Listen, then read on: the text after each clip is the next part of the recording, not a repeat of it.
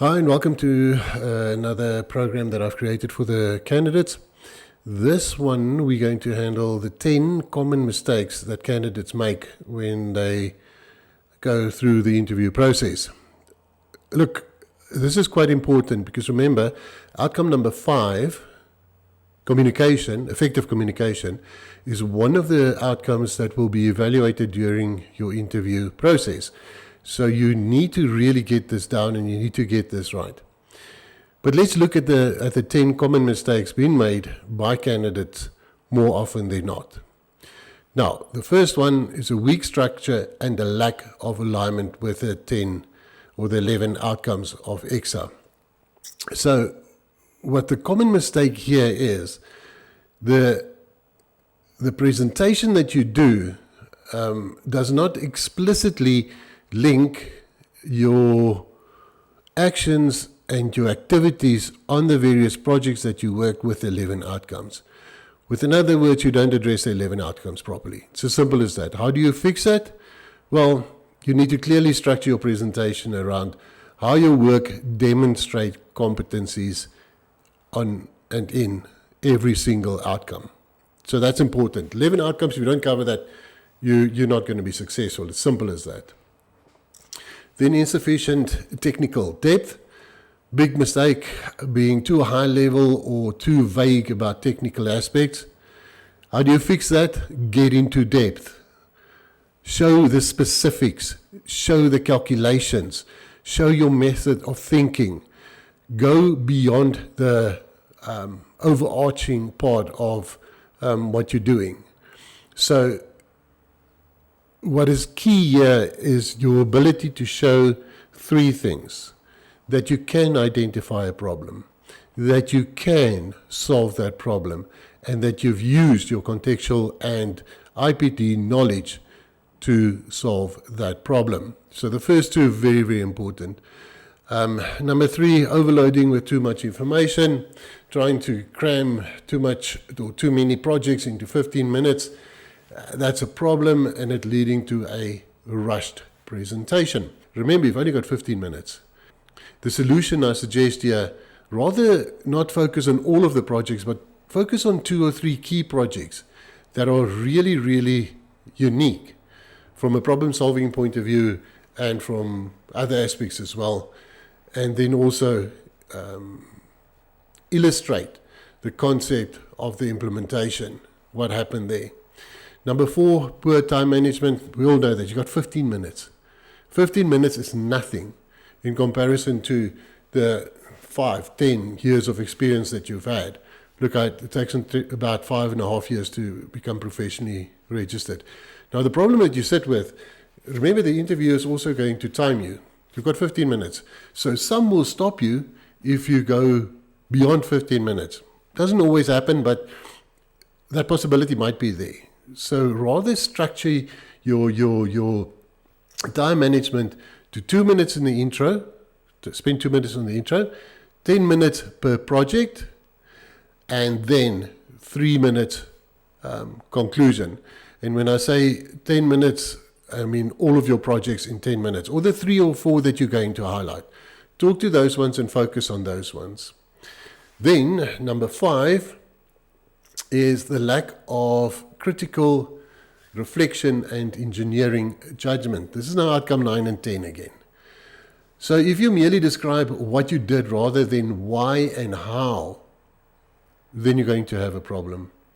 So the solution, explain your decision-making process, fundamental, the challenges that you face on these projects, and how you apply the engineering principles to solve the problems. Remember, professional engineers, you need to be able to design from first principles. Then number 6, weak justification for professional registration. What's your motivation? Why do you even become a professional engineer? And if that motivation is weak, that's not going to go down well.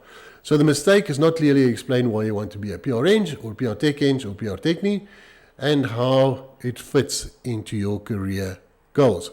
The solution, emphasize your professional growth, leadership, and future contributions to the industry. What do we mean by that? Remember, you are moving from level A to level E, and you have to operate on level E for at least a year. We all know that now. So, talk to that.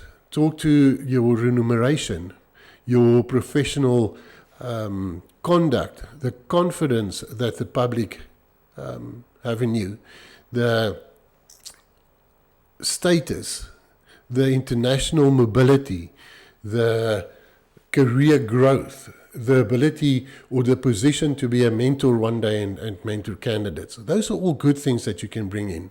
So you plow back and you've got ambition. Oh, ignoring ethics and safety considerations. That's a big one here. I see a lot of applications being thrown out because outcome number 8 is not covered sufficiently. Outcome number 8 is ethical behavior. So make sure that you talk to it. Make sure that you bring something in. As it says, failing to address ethics, risk assessment, and safety considerations, that is a huge problem and it's a red flag. So what do? You show your incorporated health and safety and environmental responsibilities in your engineering work. Also talk to outcome number 8, ethical behavior. Know your code of conduct and your code of practices. They are going to ask you about that. Then poor communication and nervousness. This nervousness one, this is a really tough one, because it is quite a nervous situation that you're in. So the common mistake, you're reading your slides word for word, you're speaking too fast, or you're using too much jargon. The solution, practice with your colleagues, in front of the mirror, your friends, your mentor. Be confident and clear in your delivery of your presentation. Do you know how far this goes? Let me explain.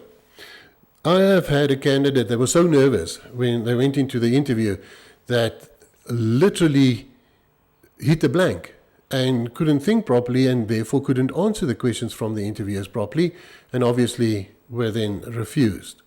So please, you need to breathe, you need to do breathing exercises, you need to have some water next to you, and always say these following words to you over and over again. I know what I'm doing. I know my stuff. I know my presentation well. I've prepared well. This has been done before. It's now my turn. It's been done before. You can do this. Then, number 9, not addressing the panel's questions well. Mistake, struggling to answer the panel's questions confidently. The solution, anticipate common technical and competency-related questions and prepare the structure or structure your response accordingly. So prep for it, look at the kind of questions that they might ask you, and then prepare for those questions. So go through your report, check what's possible questions that can come out. Health and safety is always a big question that always comes out. What do you do when there's a fatality on death? Who do you contact first? That's the Department of Labor. There's a whole host of these kind of questions. It's available. I've got it available. So the agreement is always, when you go for your interview, then you plow back by giving me the questions that they ask so we can keep that document current. So I've also noted this before, and I want you to really listen to me. If you cannot hear the interviewers properly, rather shut it off or book another meeting or reconnect so that your sound is properly. I had various cases where the sound wasn't good and the candidates couldn't hear what the reviewers were asking and they were giving them wrong answers. Give yourself a fighting chance, please. Avoid these things up front. And then, number 10, weak conclusion and no takeaways. So the mistake is ending abruptly without summarizing key points. You've seen how many presentations where people are finished with the presentation. Thank you.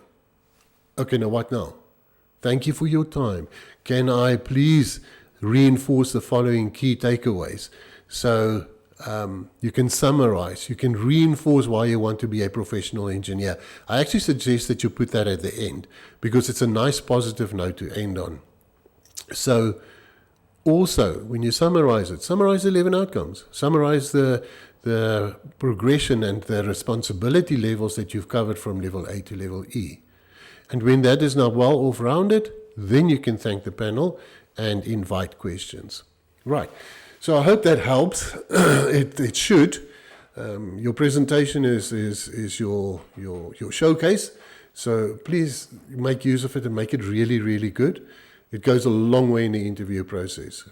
It will also help to, or one of the suggestions that I have for you is to try and cover the questions that they might ask you up front in your presentation, so it eliminates the questions during the interview process. There you go, 10 common mistakes. Good luck, and I wish you well with the interview.